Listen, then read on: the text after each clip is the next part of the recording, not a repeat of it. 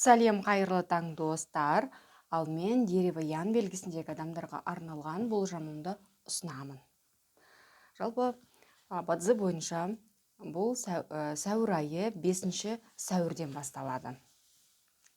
Бұл 5 сәуірде ағаш және де ағаштың элементі және бізге ұлу келеді. Жалпы ағаштың элементі бір жаңа адамдарға жаңашылдықты білдіреді. Одан кейін адамдар ашуланшақ болады, адамдарда негативті энергия көп болады, агрессия болады. Жалпы әділдік үшін күресетін болады. Жалпы жаңа білім алуға өте қолайлы. Немесе жаңадан бір техника, жаңадан бір мүлік алуға өте қолайлы кезең. Жалпы адамдар өмірде, жұмыста өздерін басқаша көрсететін болады. Дерево ян сіздер адамдармен көп араласатын боласыздар.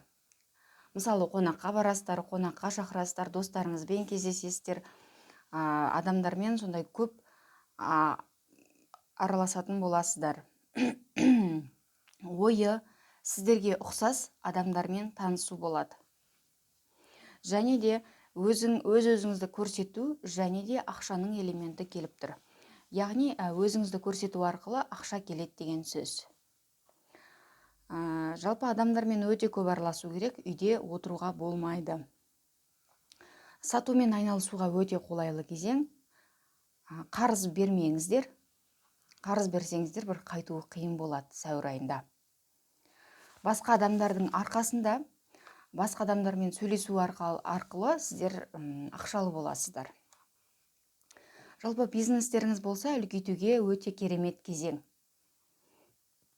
Және де сізге конкуренттер келіп тұр екен, бірақ конкуренттер сіздерді сырттарыңыздан бақылап жүр. Ал конкуренттің күші төменде, сол себептен қорықпай бизнес бастауға өте қолайлы. Сіздерді дерево ян біреулер ренжітіп алуы мүмкін. Немесе өзіңізге ұнамайтын бір жаңалықтар еститін боласыздар. Немесе әлеуметтік желіде өзіңіздің блогыңыз болса, сізге жаман комментарий қалдыруы ықтимал. Енді жаман комментарийдан, жаман сөздерден қорқудың қажеті жоқ. Дәрігерге барып, укол қабылдайтын боласыздар. Сәуірдің басында бір жұмысыңыз, жобаңыз бір аяқталады. Мысалы, көптен бері бір емделіп жүрген болсаңыз, тісіңізді емдетіп жүрген болсаңыз, ол аяқталуы сәуірдің басында аяқталады деген сөз. Жолда құжаттарыңызды, құнды заттарыңызды, телефондарыңызды жоғалтып алмаңыздар. Себебі грабитель келіп тұр. Жаңадан жоба бастайсыздар айдың ортасында. Балаға қатысты жаңалықтар болады. Немесе баланың садигін, мектебін ауыстыратын боласыздар. Тәуекелге бармаңыз. Ақшаны инвестицияға салам деп, бір үлкен жобаға салам деп, қомақты ақшаны салуға болмайды. Аяқ астынан пландарыңыз өзгереді. Жолдасыңыз сізге қолдау білдіреді. Өзіңіздің құқығыңызды, сөзіңізді, отбасыңызды қорғауға тура келетін жағдайлар болады. Кейбір адамдармен сөзге келіп қаласыздар. Егер бастарыңыз бос болса, танысу, романтика болады.